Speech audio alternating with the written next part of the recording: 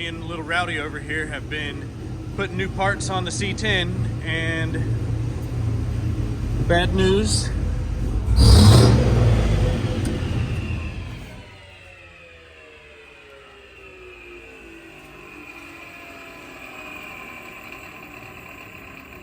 The turbo has ate itself. Definitely not a good sound. So, we are looking for a turbo. Yeah. So that we can make it to sick week. We're going to be part of the sick ward. Yeah, we just put new brakes all in the front, new wheel bearing, new ball joints, and bought some spare parts also. Fixed the boost controller.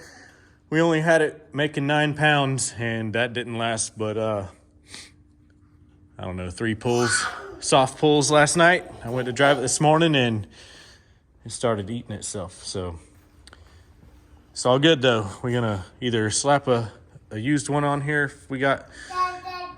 Yeah, we got a used one over here, or we're going to buy a new one. We've got a week and a half, so... Stay tuned to see if we get this thing fixed so we can take it to sick week. Yeah.